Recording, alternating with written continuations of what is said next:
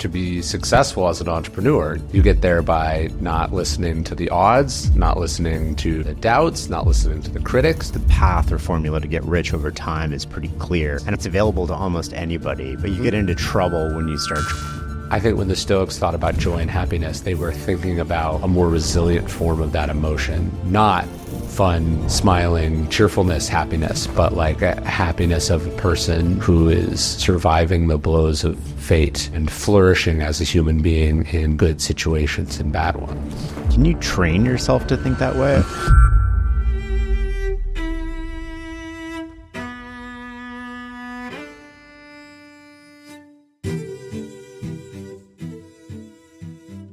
How do we separate the signal from the noise? Like in a world of social media, you're getting feedback all the time. Yes. How do you distinguish what's valid and sort of helpful feedback and a whisper versus this is noise and it offers no value? Yeah, this is really hard.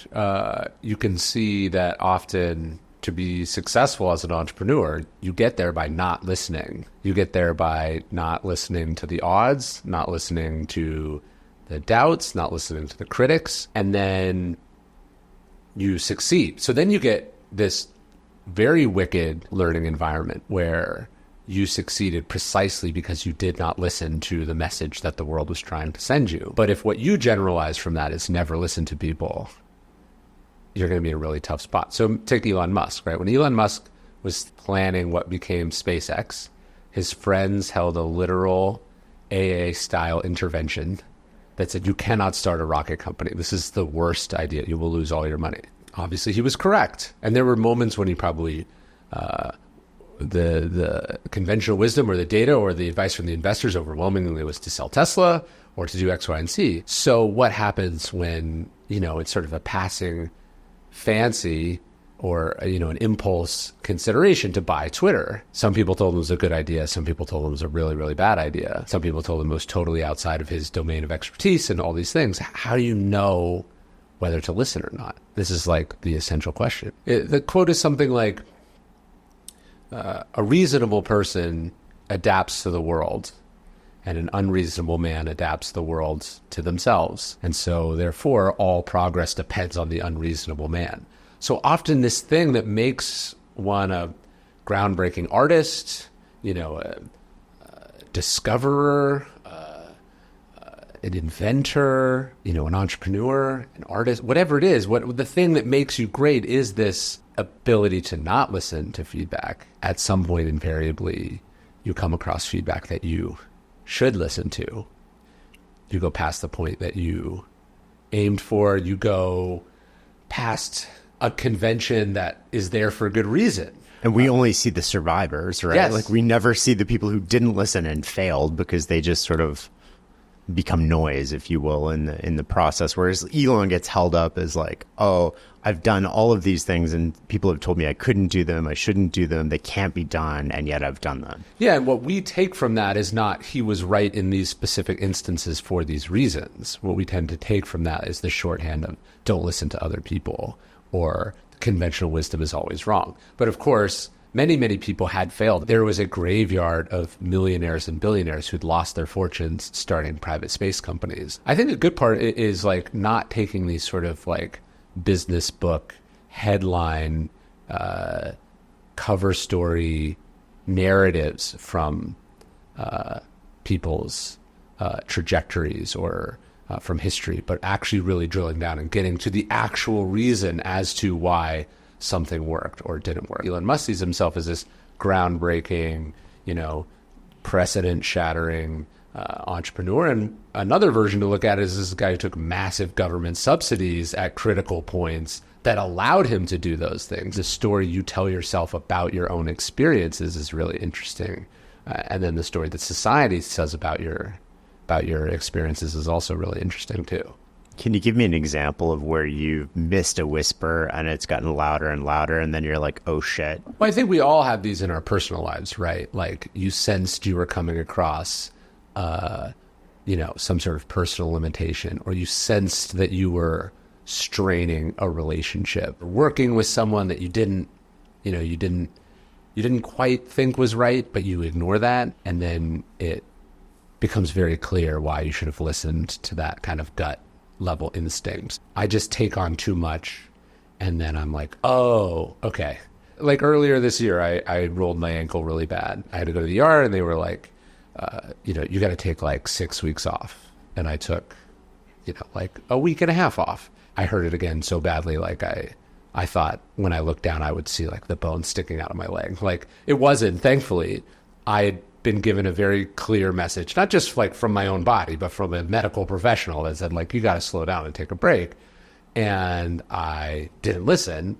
And the irony, whenever I do this, and I've done this many times, you end up losing more time than you would have if you just taken the prescription when it was there. It's when we rush the comeback or we rush the recovery. What I say is a lack of patience changes the outcome. Mm-hmm. And if you think about like money, that's a great area where people just try to get rich quick, whereas like the path or formula to get rich over time is pretty clear. Yes. And it's available to almost anybody, but you get into trouble when you start trying to rush the timeline. Yeah, there's a Latin expression called festina lente, which just means to make haste slowly. We often look for shortcuts, and it takes longer than if we just sort of done it slow and steady. It is amazing at some level how it all can be reduced down to something in Aesop's fables or a cliche or a little proverb. I've been amazed lately at the idea that like somebody said that for the first time.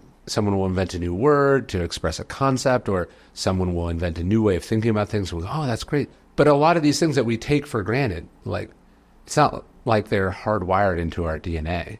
And so somebody who's now lost came up with that idea. The timelessness of the truth of that, I just love. And that it's been true for 2,300 years or whatever. And it'll be true for 2,300 more years. Yeah, almost certainly. I was listening to our old episode, and one thing I never asked you was, how would you define Stoicism? I've come to define it as this idea that we don't control what happens, but we control how we respond to what happens. And then when people go, well, what does that mean? I usually follow with this idea. And then Stoic is predicated on this idea that you can respond with virtue or arete. Annoying people, a natural disaster, extreme success, death sentence. You don't control that happened. Maybe you controlled whether it was or wasn't going to happen, but now it is happening. And to me, Stoicism is the framework for which you orient your response. Is it harder if we caused it versus something we didn't cause? Like, is it harder to handle a situation where we messed up versus we get a cancer diagnosis? I think so, yeah, because we have guilt and shame and frustration, but it doesn't change the fact that it's now there. And I think that's part of what Stoicism is the ability to go, okay, how I got here is separate and independent from the fact that I currently am here. I might need to, at some point, examine those causes so I can learn from it.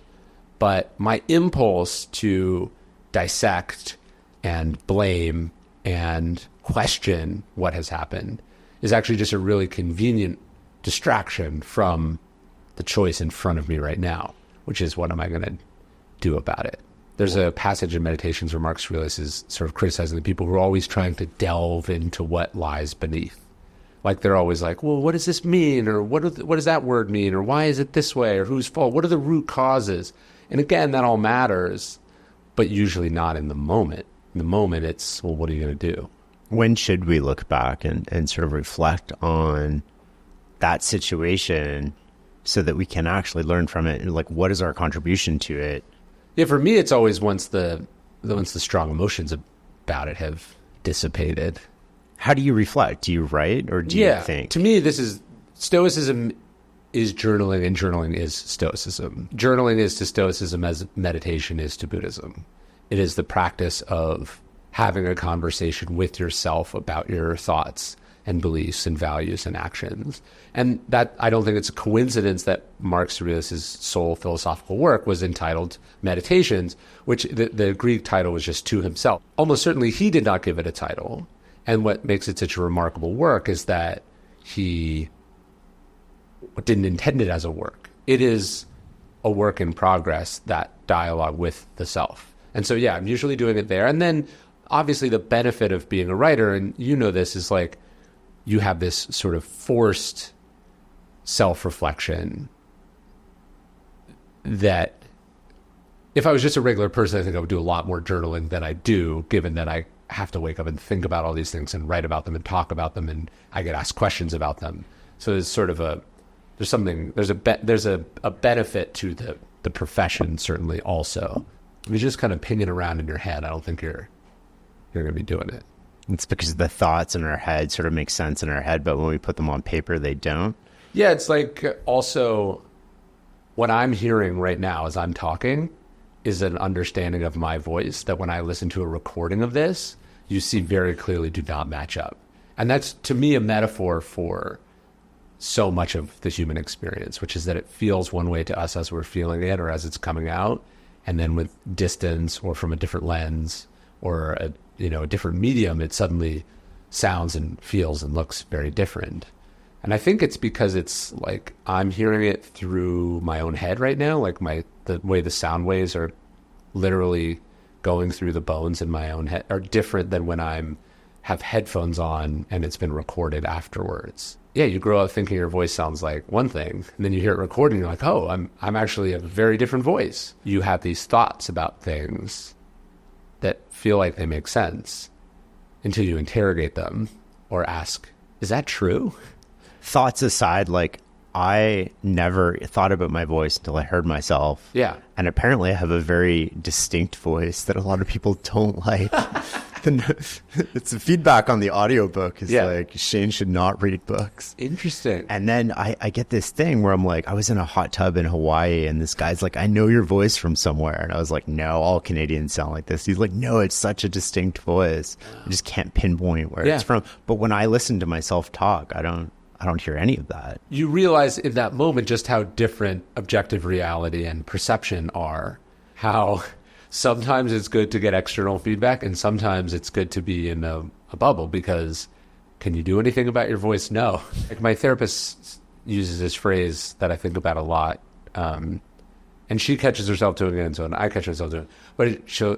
But somebody does something and then you're like, well, what that means or what you're saying. And she always says you should preface it with this phrase, what I make up about that is. What they're saying, what they're doing, it means something to them, and then you're having an interpretation of it. It is a remark, and then you are saying it's rude, or it's manipulative, or it's provocative, or offensive, or loving, or not loving. You're interpreting what it is. And this is a very core idea of Stoicism that Epictetus said that it's not things that upset us, it's our opinion about things. It's the way the voice sounds to us that is the problem, not the voice. And when you realize that, it doesn't magically give you the ability to not have the opinion, but it does help you realize I'm bringing a lot to this. I'm making something up about it. That's what an assumption is. I am assuming something. And usually those things are making stuff harder, not easier. There's an interesting quirk, too, when you're talking with people. If you say something like, the story I'm telling myself is, and it's wrong, people have a tendency to correct you. Yes. And so they'll actually inform you. It's like, no, that's not what's happening. But you have to be brave enough to sort of put it out there. Yeah, and think about how much less threatening it is to say, the story I'm telling myself about that is this, as opposed to, I don't like that what you're doing is this. Yeah. Because one implies judgment, and then the other implies not just a certain interpretation about that, but an interpretation plus a loosely heldness, right? By you saying what I make up about that is, or the story I tell myself about that is, or the way that sounds to me is, you are not expressing your interpretation of reality as reality. And therefore, you are offering the person the opportunity to correct or update or contextualize that thing. A lot of people think Stoicism is simply suppressing your emotions. Yeah. How would you respond to that? The Stoics got married. The Stoics had children. The Stoics went to the theater. The Stoics wrote moving works that were performed in the theater. The Stoics fought in battle. The Stoics participated in politics and the great causes of their time. The idea that these people had no emotions is, to me, totally belied by their actual day-to-day existences, that we have a lot of evidence for. And when you look at Marcus Aurelius' meditations, you're not seeing a person who is devoid of emotion. You are trying to see a person who's attempting to be less emotional in high-stakes situations or in stressful situations. But to me, that's very different than denying or disregarding the emotions altogether. It's almost like you have a narrower band, so you don't have these big oscillations. Yeah. I mean, I make a distinction between being angry and doing something out of anger. I think that's like a pretty basic being sad and then being in despair. Again, very different. And so I think, to me, Stoicism is a set of exercises and insights and practices to help you understand those emotions, process those emotions, and not be ruled by those emotions. But I don't think there's ever this place where you're able to fully transcend them, and I'm not sure you would want to. The Stoics weren't saying, like, you should never laugh, you should never have fun, you should never experience pleasure.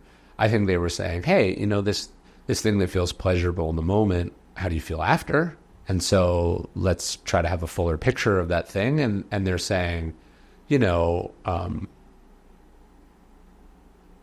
if you're wrecked every time you lose someone, life's going to be very hard because losing people is a part of life. So I think they're trying to balance both a healthy set of emotions and an unpredictable, often painful existence. And this sort of lowercase Stoicism that we have is about as far from the mark as lowercase Epicureanism is from the philosophy of Epicurus, who didn't eat at fine restaurants or engage in orgies or, truly give his life over to pleasure as we understand that to mean now. Can we experience like pure joy and really high highs without really low lows, or do we need the lows to actually give us the variation? Yeah, I'm not sure one has to make room for the low lows in the sense that life will force that upon you. I think when the Stoics talk about joy, they are trying to remind you that if joy for you is only possible when things are going amazing, your joy or your happiness is therefore out of your hands. Like one of the sort of philosophical questions that we get from a lot of the ancients is like, could a person be happy like on the rack? Like, could you experience happiness as you're being tortured to death? And I don't think they necessarily thought you could, but it is an interesting thought experiment. The idea, like, if joy and happiness are dependent on external circumstances, how good is it? And therefore, how fragile it is. And so the idea to be able to experience joy and happiness in any and all situations is, I think, provocative and interesting. There's this woman, she wrote this book called Bomb Shelter, and I think about it all the time. She had what she thought was a normal childhood. Her name is Mary Philpott, I think. She had what she thought was a normal childhood. And then she only found out later that her father, they lived outside Washington, D.C., that her father's job was to basically set up the government facilities. He was a doctor, so he would have gone in there if it happened. But to set up basically like the government in exile underground in the case of a nuclear strike on Washington. And so she's kind of thinking about what it must have been like for her father to like go to his kids' soccer games or punish them for not doing their homework or, do anything at home with like a literal sword of Damocles over him at all moments. Like his job was to prepare was to assume that it was likely that they would all be evaporated in a nuclear strike. And if that was to happen, part of his job was to like flee and survive, not with like, it's not like the doctor got to take their family with them. So she was just talking about the compartmentalization that would require. And I think that's interesting because one, that is actually, I think, more relatable to every parent than you'd think it would be. You're always thinking about stuff. Yeah, you're always thinking about stuff, and yet you also have to listen to this ridiculous story about a video game character or something. You have to be present even though you're waiting for an email telling you that your job has been made redundant and you're about to be laid off. Or you have to have fun with your kids at an amusement park as somebody you know is dying in a hospital or whatever.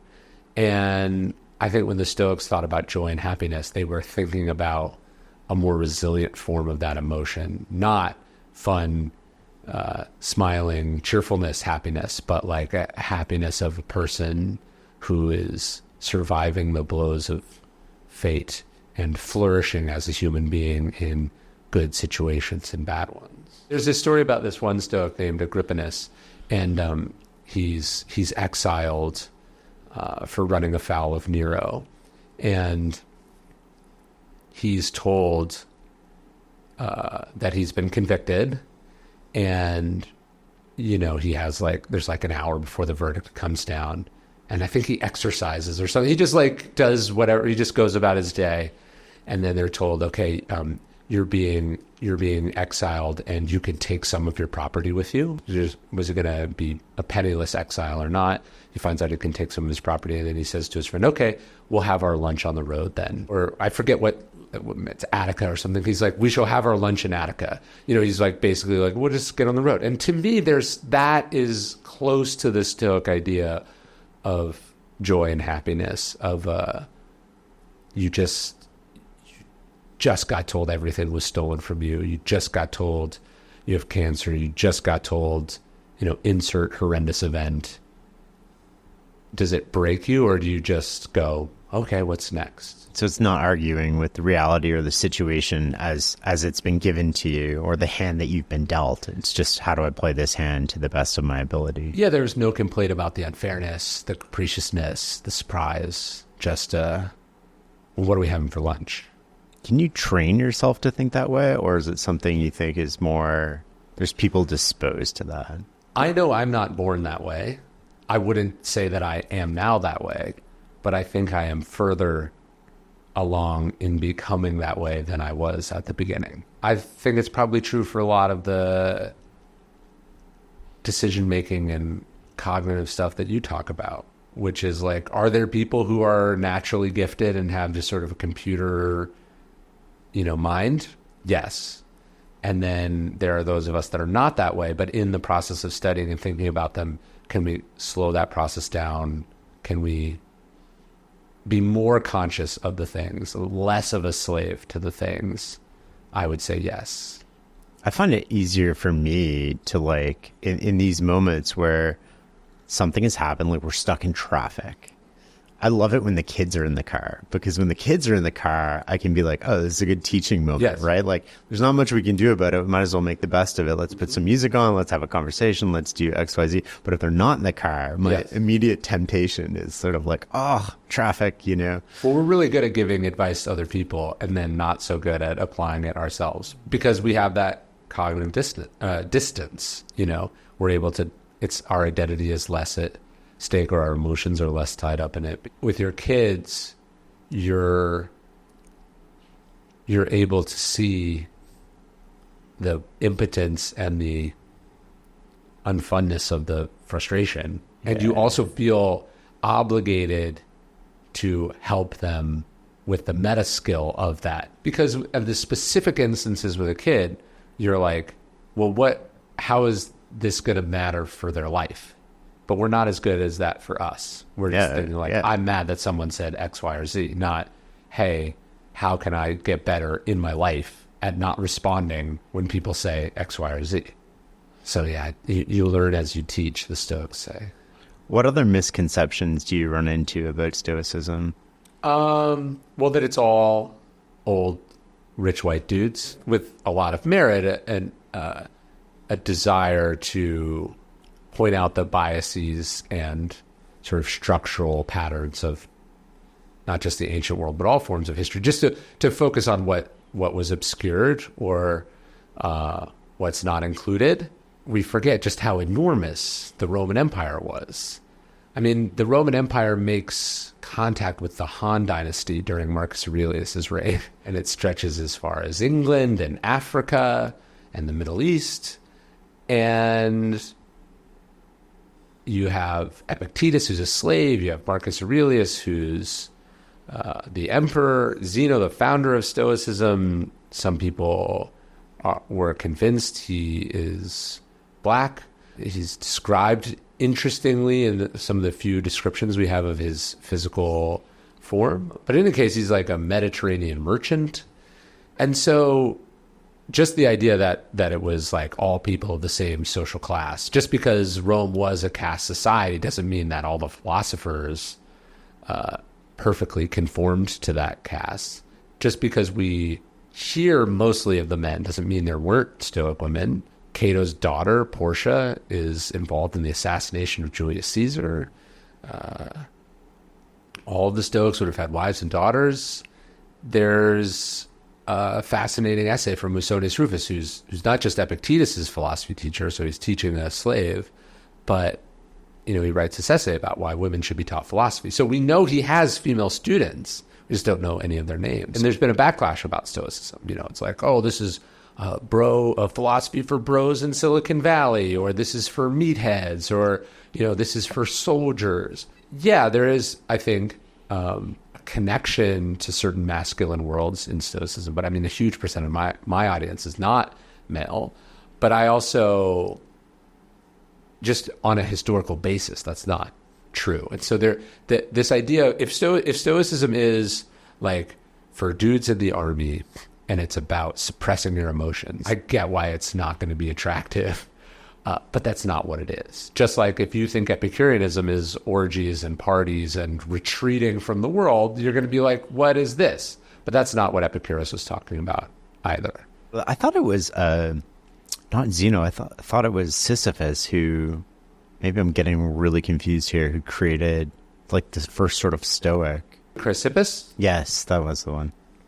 Created what? Sorry. Stoicism. No, Zeno was the founder of Stoicism. Okay. Zeno studies under this Cynic philosopher named Crates. By the way, Crates is an equal partner with his philosophical wife in Athens. There's always been a female influence from the beginning, but Zeno is credited as the founder of Stoicism. He sets it up on the Stoa Poikile, this porch in the Athenian Agora. That's where Stoicism comes from. Then there's Cleanthes, and then Chrysippus. But it doesn't really become a real school of philosophy until later with sort of codified. But Zeno is considered the founder of Stoicism. Is the connection with really, instead of sports and military, if we sort of generalize that, is the connection just with anybody who's doing hard things, and yet we tend to hold up these professions as... I think so. I mean, that's what sports are, is a metaphor for any kind of pursuit of excellence. It's just the most visible. It's a very visible, because it's a game with rules at a beginning and an end, the most observable form of excellence, right? An entertaining form of excellence. And look, in the ancient world, they're using sports metaphors then too, because it's the same process. One of the Stoics is talking about how he thinks that a philosopher has to be like an athlete. He's just like a ball player. You catch the ball and throw it back, catch the ball and throw it back. And whether it's a good throw or a bad throw, you still have to catch it. He considers Socrates like the greatest athlete of all time because he deals with the things that life throws at him, including this death sentence. There's weightlifting metaphors and racing metaphors, and some of the Stoics were also athletes. So I think there's something about sports that is the sort of unmitigated pursuit of excellence, and yet it's also not unmitigated because we expect our athletes to exhibit sportsmanship and grace and coolness under pressure. We like all these traits that go into being a full, well-rounded person are at play in sports. This is, I think, why the Olympics are this sort of enduring thing. We still observe some of the same exact sports almost that, the Stoics would have been very familiar with. Do you think anybody can be at the far right of the curve in whatever domain they're an expert or a sports or skill and be a normal sort of person? I think about this all the time. I would like to be both. And I think you do realize there are trade-offs. There is something inherently unbalanced about excellence in a singular domain, because you are focusing all of your energy on one thing. There's something dysmorphic about like the athlete's physique, and that's probably just the physical manifestation of also, if you could look at their mind and their priorities, probably equally out of whack. But if they weren't out of whack, then they wouldn't be on the right end. Yeah. I mean, what I really admire, and I've gotten to meet a handful of them over the years, and I'm always reluctant to be like, well, this one is a good example of this because you don't really know what's happening in anyone's personal life. But I think it's really something special when you meet someone who has inarguably attained the heights of their profession, or, in some sort of all-time greats, achieved the great prizes of their thing, whether it's politics, sports, business, art. And they seem reasonably well adjusted. They haven't left a trail of bodies behind them, literal or otherwise. Their family wasn't utterly neglected. Their health wasn't utterly neglected. Their moral priorities weren't grotesquely out of alignment. So when you meet someone and you're like, oh, they did it as good as it can really be done, but they didn't have to turn themselves into a monster to do it. I would argue a much rarer feat. Power corrupts, absolute power corrupts, absolutely. So what I think makes Marcus Aurelius such a fascinating example is here you have one of the few humans to hold absolute power as we would really define it, and doesn't seem to have become deranged or grotesque. Isn't an overwhelmingly cautionary tale. That to me is a rarer feat than if you told me he had won the single greatest, military victory of all time. Like the greatest victory, the Stoics would say, would be the victory over those very impulses. There's another Roman, I think it was like a Cincinnati. You know your history way better than I do. Cincinnatus, who like gave up power. Yeah, I tell this story to my son all the time. Cincinnatus is maybe not real, maybe real, but his example was certainly very real to the Greeks and I guess to the Romans, not to the Greeks. But yeah, Rome sends out its army in this big battle, and they're defeated, and the army's trapped. And so Rome had this sort of emergency, smash in case of emergency button that said, you could make someone dictator to save the republic. And so they go to Cincinnatus, who had been a general, and they make him dictator.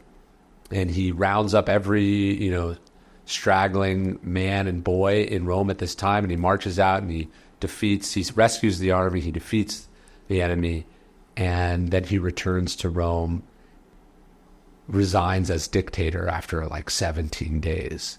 And then he returns to his farm. He just goes back to his regular civilian life. And it's this example that is told for generations and generations and generations, so much so that George Washington hears it as a young boy, and he resigns his commission repeatedly. I was just in Annapolis a couple weeks ago, and you can stand in the courthouse where he resigns his military commission. And then when he resigns after 2 terms as president. But King George, when he hears after the revolution, he's, what is to become of George Washington? He's told that, I think he intends to return to his farm, to not make himself and the Washington name a hereditary monarchy. And King George says, if he can do that, he will be the greatest man on earth. And there is something about relinquishing power or walking away that takes an incredible amount of discipline and strength, and that we don't usually appreciate in the moment. And in fact, we tend to ridicule and mock it. Like, Andrew Luck, the quarterback, yeah, he walked away. Yeah. And we don't hear about him anymore. So he's not out there like fighting for his legacy, arguing about his accomplishments. He's not on TV. So he just sort of recedes from memory. But he also made like $100 million playing football. He, as far as we know, escaped without any serious long-term, brain injuries. I don't know what he does all day, but, the idea is... And he walked away at the top. Yes. To be able... Has there been any boxer in history that's walked away too early? Probably not. It clearly takes more discipline to walk away early or on top than it does to go for the 6th ring or the 3-peat or whatever. Those things are extraordinarily hard. But clearly, if less people do this other feat, it must be because it's even harder. Do you ever think of walking away from writing? Yeah. Why do you think do you think it's time for me to retire? No, that's not what I was saying at all. You're sort of like, you're in the middle of it, right? Like, yeah. You're like, what, 12, 13, 14 books, however many. Like, the thing that for me is that's the part that I like doing. You like and it's probably the least hard on me. Right. It'd be the other stuff that I think would be... Like the bookstore or YouTube? No, or like YouTube or podcasts or speaking, or to just be like, I'm just going to do this one part. I don't know how people do podcasts once a week or more. I find once every 2 weeks hard. How often do you do it? 26 times a year. Is that a deliberate choice? Yeah, I don't think I could remain intellectually... I don't think it would be genuine if I was doing it weekly. I'd be finding people that I could talk to, not people that I wanted to talk to. You know what I mean? Like, I'd be filling a slot versus I really want to talk to this person about this.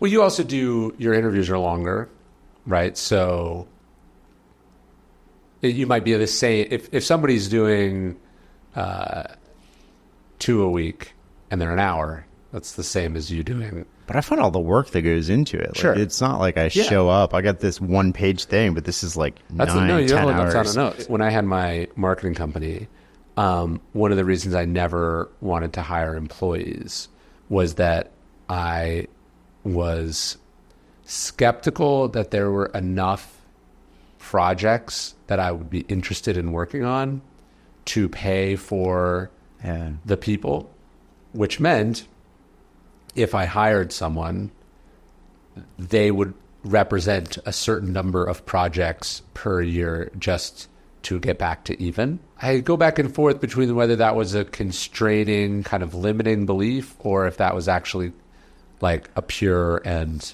like admirable stance. And you kind of distance yourself from the work too, right? Like, so if I hired somebody to do the research for the podcast, I could show up, there'd be a list of questions.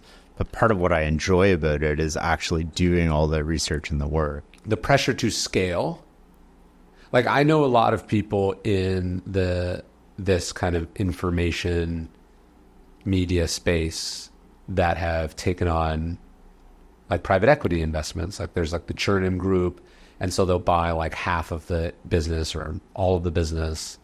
And then the idea is like, well, how do we scale this into a much larger company? I've expressed no interest in doing that because, like, to me, part of the whole joy of doing it is not having a boss and not needing to get to a certain level or do a certain amount of things, which you are foregoing when you bring on somebody else. I was talking to John Mackey about this, the Whole Foods guy, and he sort of said, I love this analogy. He's like, when you bring people on, they're usually hitchhikers. So they'll be in the car with you, and as long as you're going in the right direction at the right speed, they'll pay for the gas. But the minute you're like, oh, I'm really curious what's over here, they're going to be like, no, what are you doing? You can't do that. And then all of a sudden you have a boss and you have all this pressure, and they own half of your it's business. more like you went from being the driver to being the passenger. Kind of, yeah. The other person is like they have a brake and they have their own steering wheel and they have their own accelerator. The pressure to scale is obviously a first world problem because most people, and not that long ago for me, the problem was breaking through or breaking out. Yeah. Once you do that, because that is so rare, there's an immense amount of structural pressure, economic pressure, cultural pressure to, take a winner and turn it into a big winner, as opposed to just being like, this is nice. Even with the bookstore, every couple weeks I'll get an email being like, hey, have you thought about opening another one? And it's like, I already hit the lottery by it not failing. Do I need to start a chain of bookstores? I don't think that I do. And I don't think that would improve my life quality at all. But it's easy to be disciplined in some areas and not in other areas. So when you're successful, one of the tendencies is to start saying yes to all these other projects, start hiring a team, and then you're distanced from the work, and you can be like, you go do this, and then all of a sudden you start taking on projects just to do them. Yes. How can we use Stoicism as a means to sort of focus our energy and remove distractions? Marcus Aurelius writes in Meditation, you can imagine the immense pressure and inbound that's coming at the emperor of 50 million people. He says, in everything you do and say and think, you have to ask yourself, is this essential? And he says, because most of what we do and say and think is not essential. And he says, when you eliminate the inessential, you get the double benefit of doing the essential things better. Knowing that what you're saying yes to means saying no to other things, and conversely, saying no to things means saying yes to things, is like the very tricky, never gets easy balance that I was struggling with. Like even this morning, my wife and I were like, okay, I got offered to do this and I got offered to do that. What do we want to say yes to? What do we want to say no to? And you would think at some point not needing it would make it easier to say no, but opportunity costs. You get more opportunities. Yes. And success tends to sow the seeds of its own destruction. It'd be easy to say like, oh, when you're, be disciplined while you're successful, don't take on too much. You say no to a lot of things, but in sports or entertainment or art or even, whatever it is that you do, you don't do it forever. You have a narrow window, and there's going to be at some point where it dries up. And so are you going to look back and go, there was almost a bit of ego in my selection process because I was assuming that I would get to do it forever. I continue to wrestle with that constantly. How do you think about opportunity cost? Is it always increasing for you, or is it based sort of like on the workload right in front of you? Or I was thinking about how kind of like what seemed like a lot of money to you as a kid always remains a lot of money to you.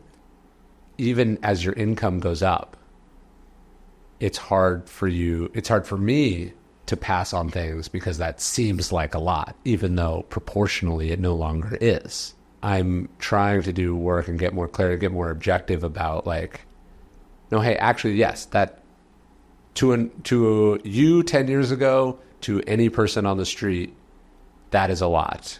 But given what your time is actually worth at its current valuation, that's actually something you should say no to. That's hard. Imagine if you're a billionaire, how hard that must, again, no one's throwing them a pity party, but like that must be very disorienting and destabilizing to not have a good way to value what to say yes or no to. The problem is financial upside is always clear. Opportunity costs are sometimes clear, but often not clear. If I get offered to do, I don't know, a speaking gig, that's the opportunity cost of saying no, or whatever they're offering. The opportunity cost of saying yes is whatever creative work I might have done had I stayed home. And then also intangibles like the rhythm of our households, my personal happiness, how easy things are. And so one is the downside is, in one sense, is very quantifiable, and the upside in the other case is very hard to quantify. And in some cases, the consequences of it are quite lagging. And so you're faced with briefcase with cash in it and, hey, isn't this a bit much? We're all tired. How do you balance that? My uncle taught me this thing when I was a teenager about how he used to price his business. So he ran a plumbing company. What he did was basically the first 75% of hours were priced at 100%. So the regular rate, but 75 to 80, he would increase the rate. 80 to 100, he'd increase it. And over 100% of like a normal work week, then he'd increase it even more. And he was super transparent with people about this. Like, I'm really busy right now. I hate to give you this quote, but to do the job properly, here's what we'd have to price it at. And he's pricing it at like 150 because he wants them to say no. He doesn't want to be the one to say no. He's like, I'll figure out how to do it for this price. And he's like, was so surprised by the number of people who said yes, in part because of his honesty. Right. But I use this. This is sort of like one of the simple principles that I use, which is like, if I'm super busy, I'm going to price it more because I actually kind of want you to say no. Right. But if you're going to say yes, then I'll make it work. But it's at a certain price. And so the pricing that we use is dynamic in some ways. And there's like a baseline, which is like, here's the minimum. And you need a certain amount of self-confidence and security to be able to do that. And you can see why if you have just an enormous void inside you, how vulnerable that makes you. Yeah. Because you want to be wanted. You want the validation. You want the cha-ching. Because that feels good. But like you, like I get 5 speaking requests a week. Yeah. And there's no way you can say yes to everything. So you have to have a system to sort of... Well, I think the first step is you have to have someone between you and the thing. Oh, totally. To just eliminate 3 of the 5 that were not serious. Or not even not serious, but we're at a number that might be tempting, but it's better for you not to see. Because you're more likely to say yes. What can happen as you become successful is you can become jaded and entitled. Yeah. And you want to be you want to keep yourself as the good guy, the nice guy, the person who is... saying yes. Yes. Yeah. So you have to set some boundaries and then task other people with enforcing them. Yeah. I think some people go, oh, is it, you don't want to pay these people commissions, you just do it yourself. And I think there's a danger in doing it yourself, which is that totally it can go to your head and also kind of... and then when it goes away, what? Yes.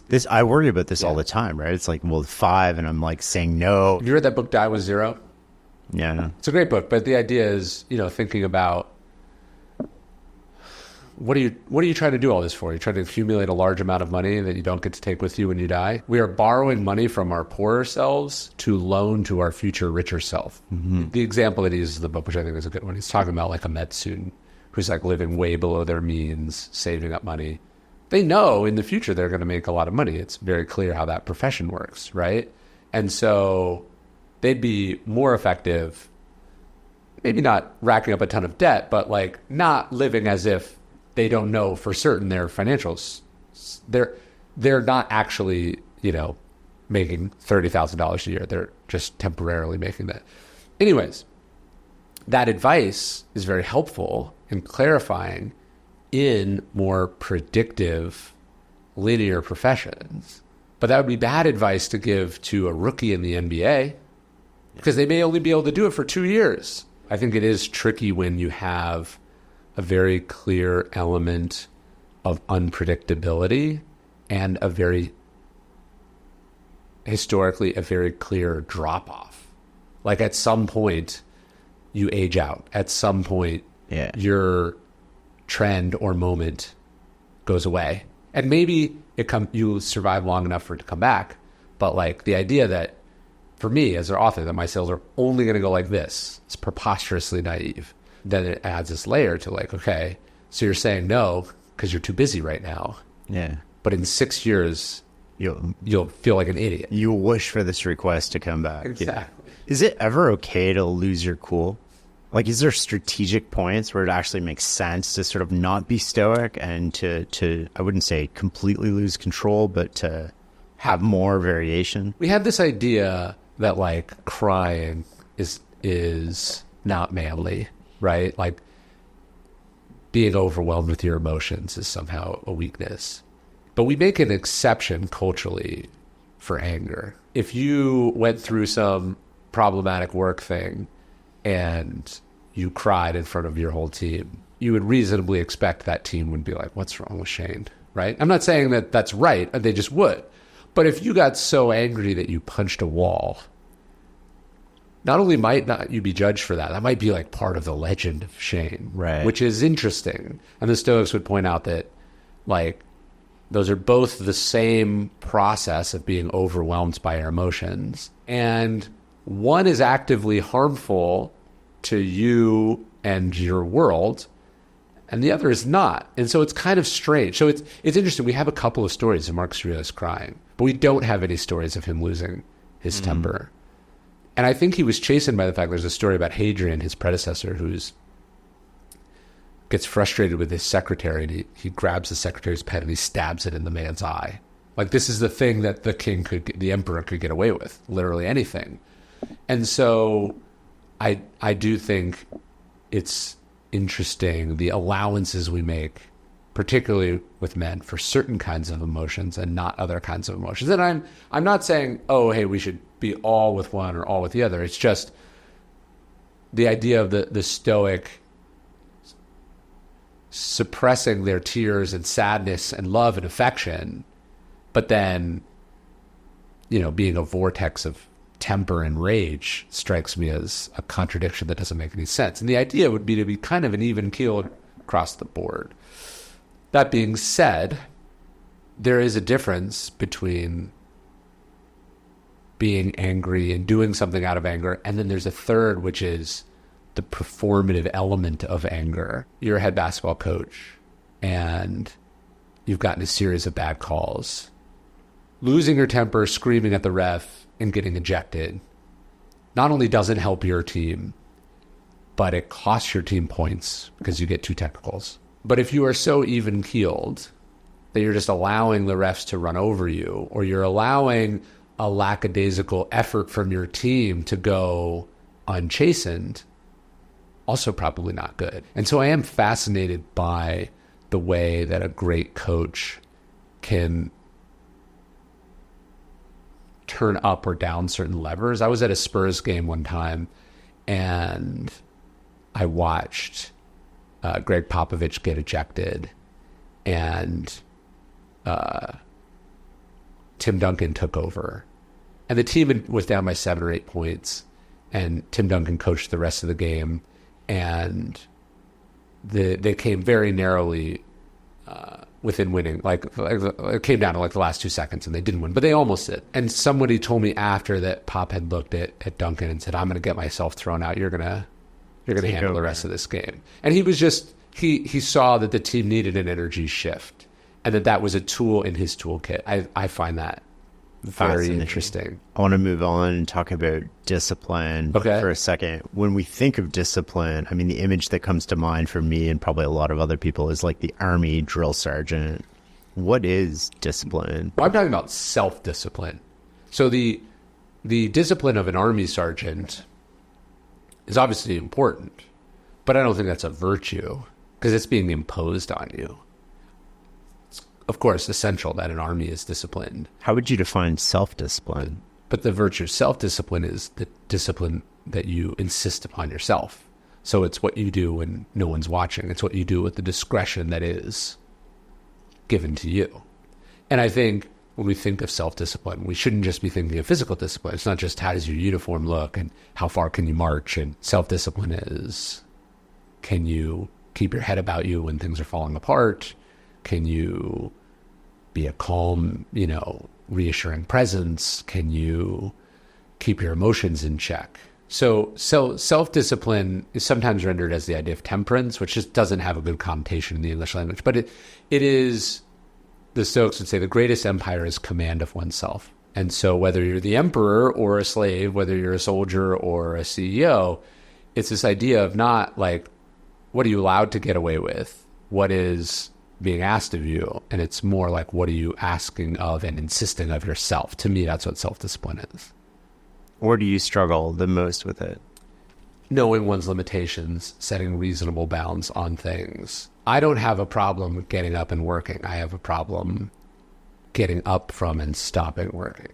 I mean, I have other vices too, whether it's food or, my screen or devices or whatever. But I think for the most part, it's discipline for me is closer to balance and saying no than it is to insisting on yes. For a lot of people, it's sort of the discipline to eat healthy, the discipline to go to the gym, the discipline. And then if we miss one, we think it's like, it's over. Like how do we get back on track? You told me something, though, that I've been thinking about, where you said that you go to the gym every day. Yeah. As opposed to I work out 3 days a week. Yeah.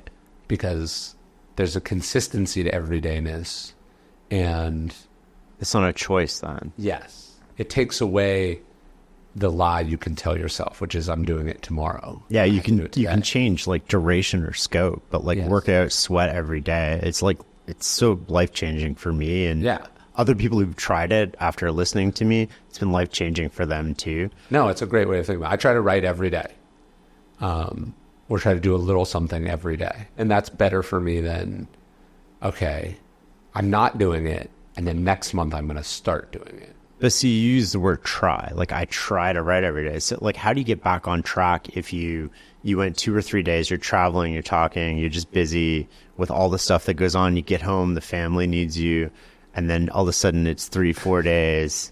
I almost always have the opposite problem, which is telling myself that being 5 minutes late on this is not as big a deal as it feels in the moment. I am tending to fight the compulsive side of it. And so the battle for me is going, let's just have a nice weekend, as opposed to I'm behind. Right. I'm going to blow apart this nice weekend to check some arbitrary box in a race that I am preposterously ahead on. And by the way, don't even need to be doing. But if you don't push yourself, like, what's the flip side of that? What do you worry about? Are you scared you'll just stop and be lazy? Or I mean, that's the thing about most compulsive tendencies, is they're not based on anything. You have this belief that if you don't do it, things will fall apart. I'm the same way. Like, I work every day. Yeah, it's not based on anything real. And most of the time, what you get is not even the reward for doing it. You get the relief for having not done it. The feeling is not, I'm proud of myself, I did a great job, this made a huge difference. The reward is, see, you're not a piece of shit. And that is not a way to go through life. Does your workaholism sort of, and I'm using that term, no, go for it. But does that cause issues in your relationship? Yeah, of course. I think it always has. And so what you oftentimes workaholism or any kind of sort of compulsive tendency to do is adapting from some sort of either childhood wound or insufficiency, or it's sort of a way of soothing something that you feel. But unlike a lot of addictions or compulsions, it's somewhat productive. It's somewhat productive, and it's socially adaptive. Doing heroin or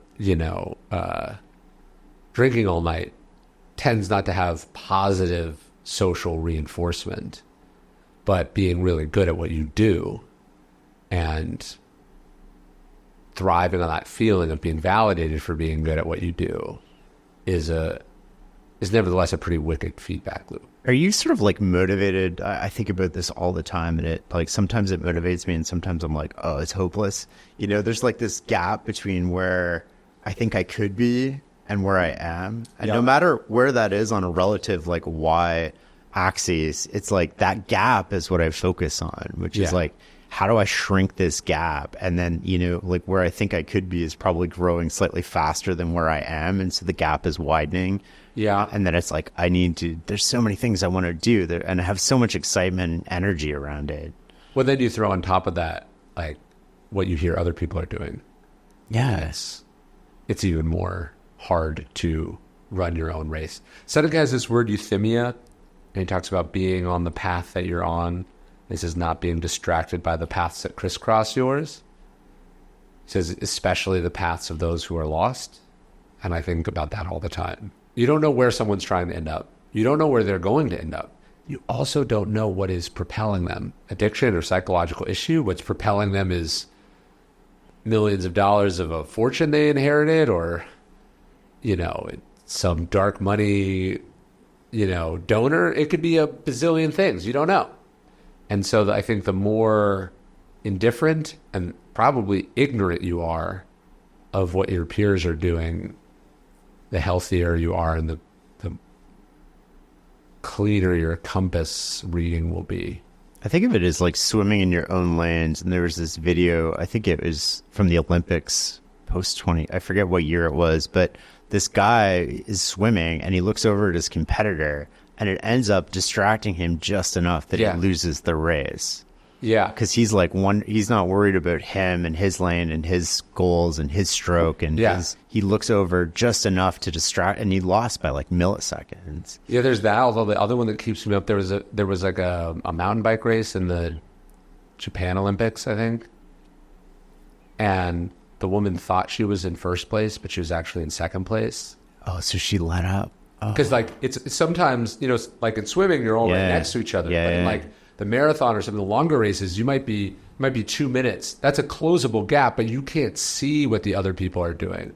Even if it was an insurmountable lead for her to get first, her second place time was not the best that it could be. Right.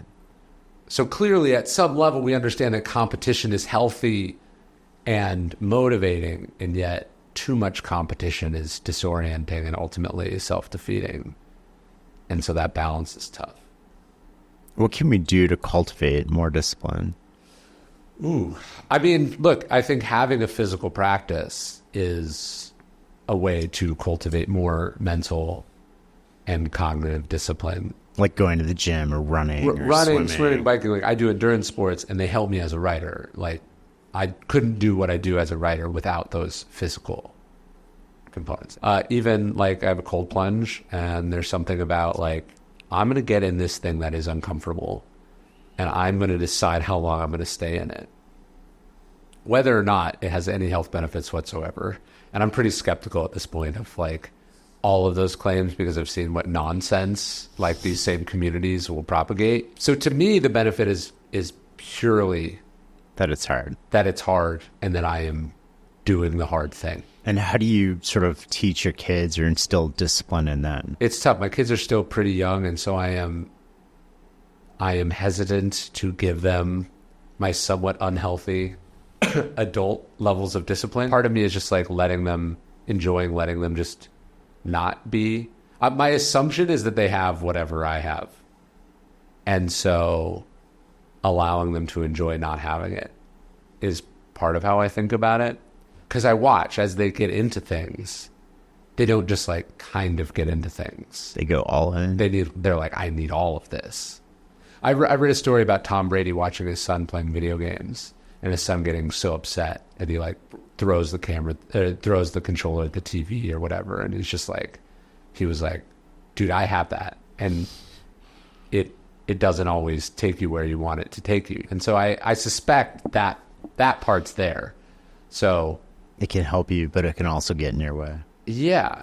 And would you wish it on someone, especially someone who right now is young and pure and has none of these adult notions? A lot of people with dyslexia talk about how that dyslexia has shaped and informed the success that they have. And then if you ask them, would you want your kids to have it?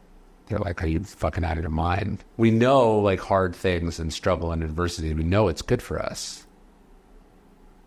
And yet we don't want them for our kids. We don't want it for our kids. And we also know though, like if we hadn't had that, we probably just would have had something else. I've never met someone who had zero adversity in their life. Like sometimes people ask me, hey, should I create adversity in my kids' lives? Or do I need to seek out obstacles? And I'm of two minds. I think like having a physical practice is obviously a way of creating adversity. At the same time, you know, was it Dostoevsky would like gamble all his money away so that he would write better? I don't know if you need to do that. Yeah. How would you define character? Ooh. I just heard something. Someone said like character, like your reputation is what other people think of you, and character is like what you do and people don't see. There's like an element of right and wrong embedded in this, but who sort of defines what's right and wrong? That's the hard part. I've been doing this series of the cardinal virtues. So I did courage and discipline and then justice. And on one level, yeah, we go, how do we know what's right and wrong? Is it the 10 Commandments? Is there some, scientific basis or utilitarian argument for what's okay about. And then it is remarkable how much societies and cultures all agree on some fundamental level as to what. Yeah, there's disagreement. Some countries burn their dead, some bury their dead, some, do this or that. Pretty much every culture, religious tradition, and philosophical school has formulated some conception of the golden rule. And all the philosophers have, come to some level of like, well, what would happen if everyone did that? One of the things I don't like about philosophy is the way that it looks at these moral questions, and it makes them so complicated as to make them almost worthless. Like, how do you know what's right and wrong? What about this? It's like we almost focus on the edge cases as a way of. There's such a middle ground that we can all agree on. Yeah, that's like 95%. We're like, should, a Nazi's banging on your door. They want to know if you have a Jew in your basement. Should you lie to them or should you tell the truth? Because, this is like Kant's categorical imperative. A trolley is racing down a track and it's going to kill 5 people. But if you pull this lever, it'll go here and kill 1 person. What would you do? It's a way of abstracting away from the fact that we have morally charged decisions in front of us all the time, and we don't think about it and don't do anything about it. And that middle ground, if everyone just did a little bit better on this middle ground, the whole world would be immensely better. We've all sort of had moments where we didn't act to the person, we didn't choose the action to the person that we're capable of being. Totally. How do you live up to the best version of yourself? We think of virtue as this thing that you have or don't have. Think of it as a noun, when it'd be far better to think of virtue as a verb. Aristotle says, how do you get better at playing the flute? It's by playing the flute. How do you become a more generous person? It's by doing more generous actions. He sort of compares virtue to any other craft that, a carpenter builds stuff and that's how they become a carpenter. So a good person does good things, not the way we sometimes think about it, which is like, go through your regular life and then perhaps you will find yourself in some decision of enormous moral consequence upon which the fate of the world will depend. And then let's hope that you draw from this ethical framework that you read about in a book and will make everyone proud. But in fact, it's like a series of small daily decisions, just like any other discipline. And that's why these virtues are so related. Like, there's a discipline to justice. I keep my word. I help people. I think about the consequences of my actions on other people. I don't do insert X, Y, or Z thing that might be legal, but not right. And so if you think about it as a practice, you can get yourself, not only can you get yourself to a place where you're capable of doing it, but by nature of doing the practice, it's never going to happen that we're just going to pick some random ass person and put the fate of the world on their shoulders. You have to be involved in the thick of things, making decisions of consequence to ever find yourself in a position of decisions of consequence. We live in a world where your slip up in character, which we all make, yes, can now become viral on the internet. It's like you yelled at somebody. Yes. You weren't generous when you could have been generous. You did something stupid. Somebody had their phone out. And now you can't recover from this. The Profumo scandal in London in the 60s? There was this cabinet officer in the British government who has this affair. So he's cheating on his wife. He's cheating on his wife with a prostitute that turns out to be a Russian spy. And then he lies about it. And it ends up bringing about the fall of, I forget which government, but it brings about the prime minister vouches for him, and then has to apologize and ends up resigning as a result. And I tell the story of Profumo because I think he's so interesting. So he destroys his political career. And today we would say he was canceled. And what would happen today is that this person would be basically shunned by one half of society and then perversely like embraced by another darker side of society that doesn't like those people, right? And you would see him get radicalized and fight against cancel culture. We almost know exactly how that scandal would go. He would like get rid of all of his political beliefs from before, embrace a different set of political beliefs, and kind of become almost like these Joker-like figures. And instead, he just quietly shows up one day at this charity. I'm forgetting the name of it. It was like a Salvation Army style charity house. And he shows up one day and asks if they need any help.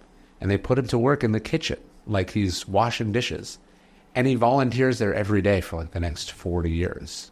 And he becomes its like chief fundraiser and its main leader. And he just quietly goes about his life doing good work. And eventually there is an arc of redemption to it. You can't do good every day for decades without it inevitably being noticed. Did he get his political career back? No. Did everyone forgive him? No. Is his name still inextricably linked with a certain scandal? Sure. But on net, most people look back and go, probably overreacted. We certainly made judgments about this person based on a singular set of decisions that his subsequent actions revealed to be more complicated. An aberration yeah, of sort of character. Exactly. And I think, to me, that's the danger in today's world. It's not so much that you'll make a mistake and people will judge and criticize you for it, because I think that's always been true. You're right. The internet is not a place where grace is commonplace and where things can be wrenched out of context and all of that. And yet, actual danger is that in all of that scandal and attention and negativity, does it change who you are?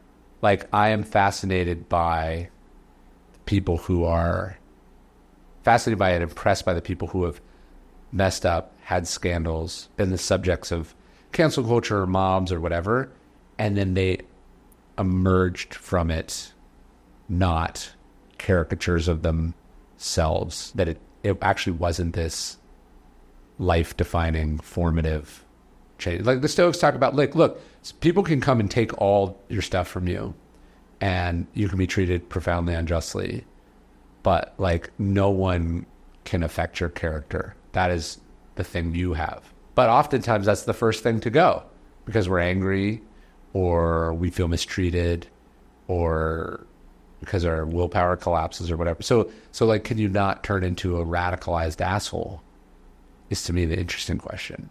There's another sort of subset to this, that we sort of sometimes will behave better than we want to because we know we're being recorded, we know we're being watched, and then it's not character anymore, because if character is sort of like what you do when nobody's watching. And yeah, look, philosophers can debate that question too. Like, is it good if you're doing good because you want a reward or because you're following? It should just be enough to do good because you're doing good. Yeah. But if I had to choose, like people today are like, oh, it's all this virtue signaling, it's like certainly better than the alternative, Yeah, like, totally. I'm not sure this sort of the cruelty is the point. Vice signaling is preferable, even if it's more honest. I would like people to be signaling. They say hypocrisy is the credit that vice plays to virtue. Never heard that. Like, you're at least saying that you think it's important, even if you can't live up to it. Yeah. I would rather have virtue signaling than the nihilism of like, lol, nothing matters. Where in life do you have the highest standards? The easy answer would be professionally, because it's easiest and it's the most measurable, and you get the most feedback. Is there something a little shameful and sad about that? Probably. I don't know anyone that's like, I suck at work, but I'm great at home. So we naturally are unbalanced. Like, I don't work as hard at being a parent as I do at being a great writer. But at the end, which am I going to think is more meaningful? But one's so much more measurable. More people care about the other one because it affects more people, at least in the short term. What about you? Where do you feel like you have the highest standards? Oh, I hold myself to these like unrealistic expectations in every domain. I want to be the best father. I also want to be super successful at what I do at work, and trying to pursue those two things. I want to be a great son to my parents. I want to be, Right. I want to be the best at whatever it is that I'm doing. And I go through these oscillations where I think of it as harmony, not balance, because I can't balance being great at work and being a great father. And so sometimes I'm like, it's going to be busy for the next couple months. I'm traveling a lot, and we're going to, my kids are teenagers now, so it's a little easier, but like, we're going to figure this out together. Right. And then it'll come back and it'll restore, and there'll sort of be a different balance. But I also like, it's caused me to do these crazy things where it's like, I am home every day when the kids get home from school. My work day when I have the kids is basically like 9 to 3. And in that period, I got to work out. And so my work day is really short. And then when I don't have them, I'm like, okay, I got to make up for this lost time, because it's not coming at the expense of being a great father or a great parent or a present parent. And then when I fail at these things, like the parenting thing, man, like I've gone to bed crying, just being like, man, I lost my cool in the kids. Sure. I wasn't a good dad today. And then you kind of beat yourself up, but you're holding yourself to this expectation. It is interesting how this is like basically every woman's experience up until very recently, and almost no men were thinking about these things. We're dealing with a set of expectations and a set of responsibilities for which there is not centuries of cultural experience and lessons and examples to draw on. Yeah. You know what I mean? Like your dad wasn't ever doing that. And your grandfather certainly wasn't ever doing that. And then you go back a couple generations and they're like, probably didn't even know all their kids' names. It has changed way for the better. But yeah, I think about that too. You go, okay, I'm either dropping my kids off or picking them up, or sometimes both every day that I'm in town. I'm not always in town, but when I'm home, I'm doing that. And so, yeah, very quickly your day is super circumscribed. And then there is this challenge or tension of like, can you be great at what you do? Working not even banker's hours, but like stay-at-home mom hours or something, Well, it pushes me. They go to bed, so I'll be like, I got to log in. I got to do work, Sure. We used to travel in the summers, and we'd go away for kind of like a month, and we'd just pick a random place and we'd live there. And I would be present with them all day. And then as soon as they went to bed, I'm like, oh, God, I got to work, right? And now it's easier because they sleep in. So I get a full work day in before they get out of bed. Yeah, Toni Morrison talked about how she wanted to do all her writing before she heard the word mom. And so she would have to get up at like 4 a.m. and she'd write until 6 or something. Yeah. I'm not quite on that schedule, but I do. Yeah, I try to, like my day is circumscribed by their day. And I also go, how the fuck are other people doing it? This is crazy. I could pick my own schedule. I could stop working if I wanted to. But like, how can you expect society to function? And you're in Canada, so you have some social safety net. But like, how could you expect your average American parent to drop their kid off at school sometime between 7 and 9, and then pick them up between 2 and 4? If you've got, and then also, let's say you have 2 different kids at 2 different schools or more. Yeah. It's insane. No society can't function this way. We're expecting, rightfully so, for parents to spend a lot of time with their children, but the world is not conducive to that at all unless you've retired or you're not working. I think about this all the time, right? Like I have an 8-minute commute to work in the morning, and I'm like, I don't know how people would do 30 minutes. Like that's an extra, almost an hour a day you're going to lose just on commuting. And then I think about family and the role of like, I'm so blessed to have my parents close by who are an active part of my life and my kids' life. And there's a lot of people who don't have any family support in the city that they live in. And I wonder like how they do it all the time. Crazy. And then I get texts from people going like, oh God, I just had the kids alone for a weekend. I don't know how you do this all the time. And I'm like, okay, maybe I'm not that bad. But also just think about the fact that like for basically up until, let's say, 20 years ago, and that might be generous, and we're not all on different scales, but like only one parent was thinking about these things really at all. And so just the immense cognitive load, and only one of the genders is aware of it in any way, is insane in retrospect. Sad, unfair, and then still doesn't change the fact that it's now different, and not a lot has gone into helping people manage that. I have a lot of respect for the parents out there. Yeah. Whether single parents or together, it's a lot going on. You've said that writing helps clarify your thinking. Can you double click on that a little bit? I actually have a chapter about this in the book that I'm doing now. Amazon has this culture where you're not allowed to call a meeting unless you've written a memo about what's going to be discussed at the meeting. And multiple people have to edit that memo before you could sit down and do it. And why is that? It's not because memos are fun or anyone likes reading memos. It's that the act of having to put your thoughts and the agenda and the purpose of the meeting on paper is essential. There's this story about Eisenhower at the outbreak of the Second World War. Marshall is chief of staff of the U.S. Army, and he's bet Eisenhower before. He sees some promise of this young officer, and he calls him in, and he says, it looks like World War II is about to break out. Japan's on the march. What do you do? And it's a job interview. And Eisenhower could have just, pulled an answer off the top of his head and riffed. And he says, can I have a desk in 2 hours? And Marshall says, sure. And he goes, he gets a typewriter, and he sits down, and he basically types out a memo.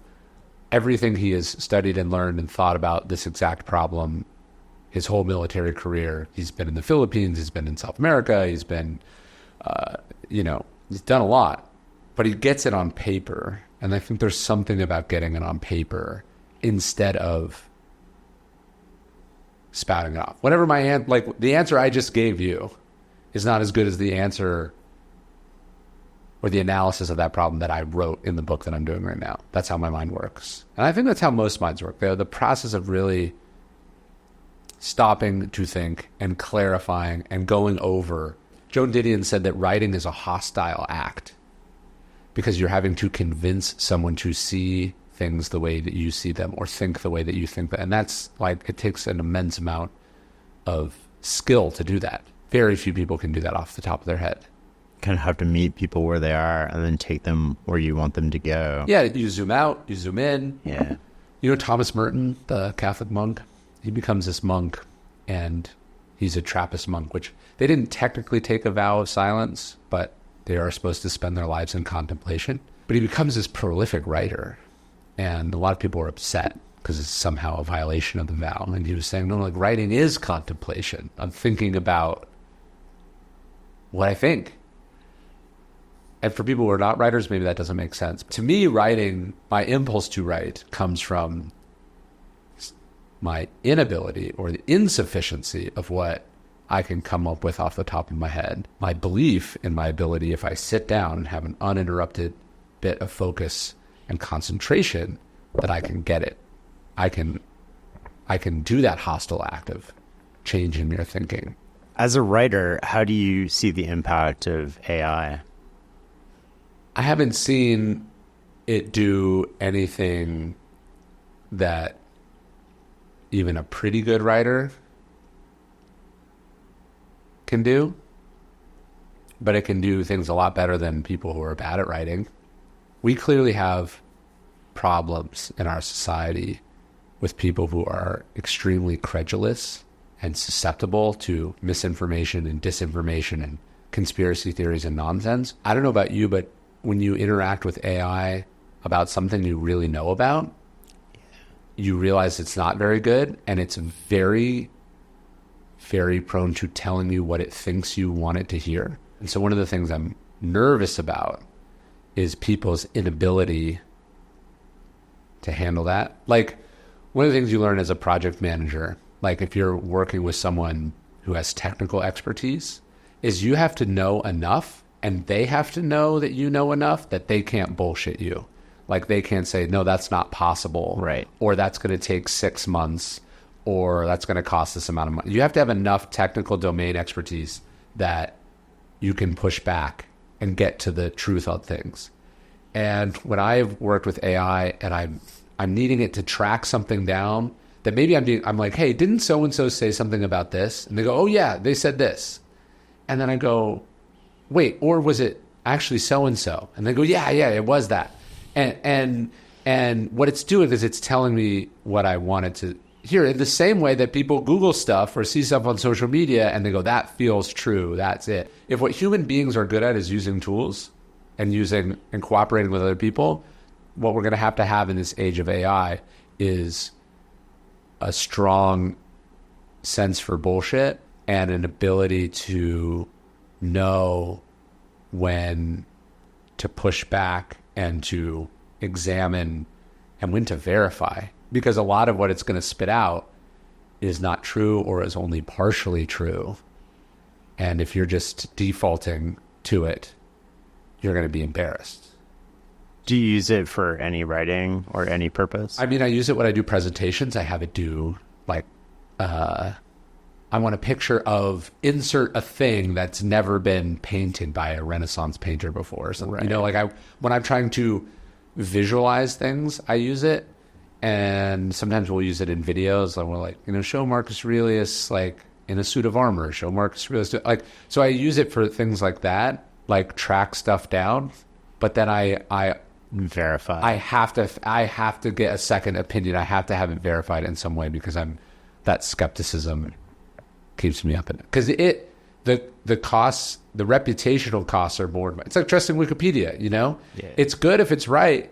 Yeah. The reputational hit is felt by you alone. Totally. Do you use it? Yeah, we use it all the time at home. The kids will write their essay. The way that I encourage it at home is you're growing up in this world. You need to use it. But here's the appropriate use. The appropriate use isn't I need to write an essay on the Civil War that's 2,500 words. Go.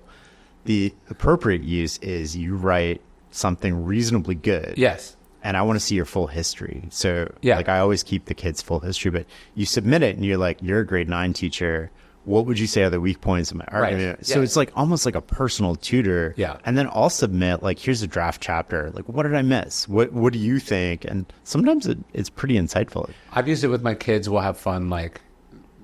They'll be like, draw this or make that. They get increasingly excited about making it do more and more absurd things. And the idea of seeing it as a tool as opposed to a replacement for something, I think is really important. I want them to be familiarized with the inherent limitations of it. Yeah. Right? So it's you say, draw, it. I was doing a slide and I was like, draw this Socrates doing X, Y, Z.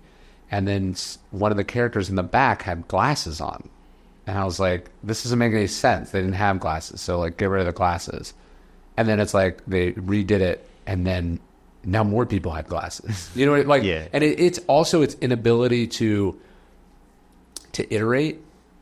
It's not very good at this. I want this, but 5% different.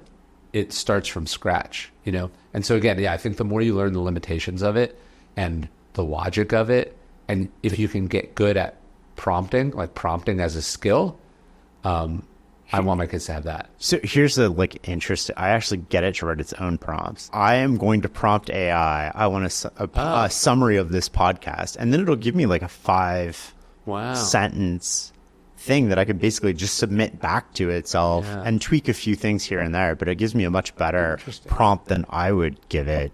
This is the worst it's ever probably going to be. Right? Much better. And so it's going to get exponentially better over the next decade or 20 years. And it'll be interesting to see how we use it. And I find it interesting because the schools are don't use it.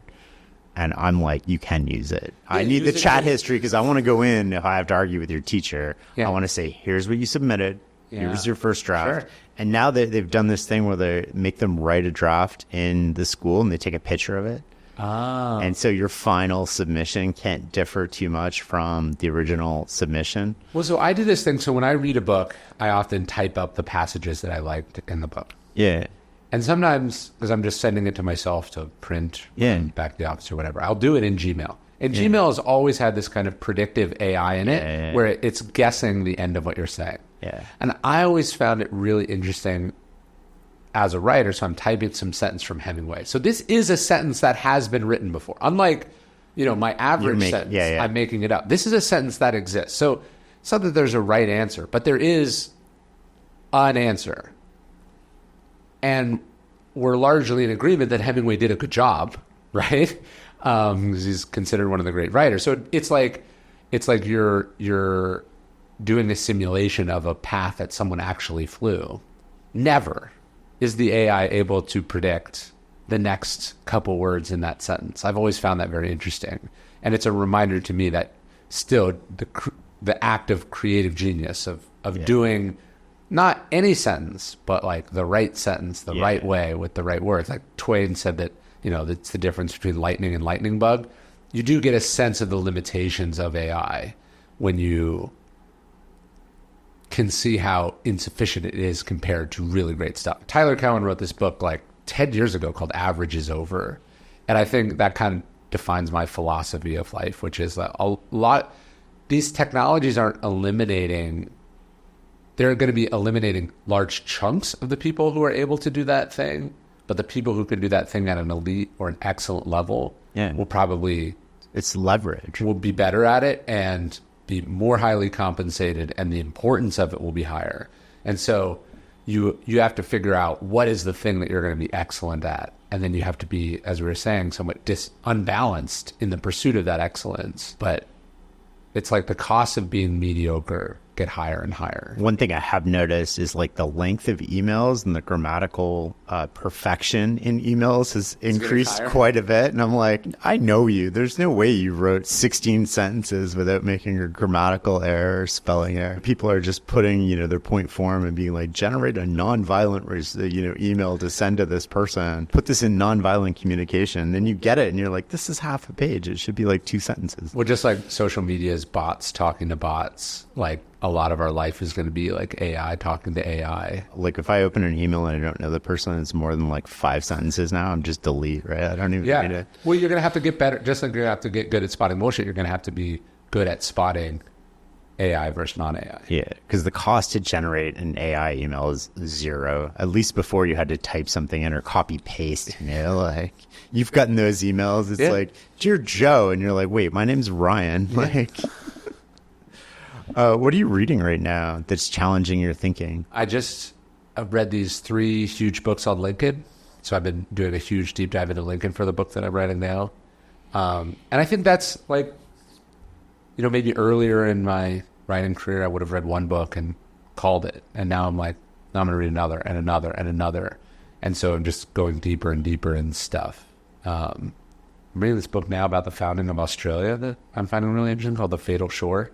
About like why did they start a penal colony on the other side of the earth?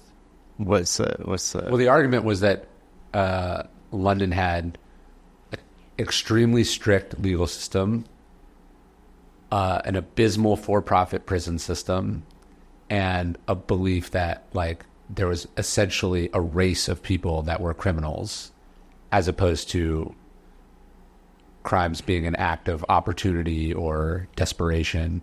And that reform was possible. Then America rebelled, and the ability to send colonists or the undesirables across the Atlantic to America evaporated, and they had to find some new place to do it. That's crazy. It's fascinating.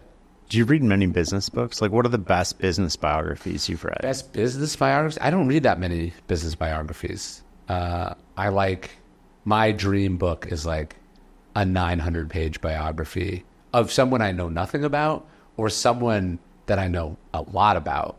Because you want the detail and the nuance. I'm looking for illustrative stories or insights into how that person operated or solved problems. So like, I read a book about Lincoln specifically as a politician. I read a book, specifically about Lincoln's cabinet. I read a book specifically about, Lincoln and literary inclination.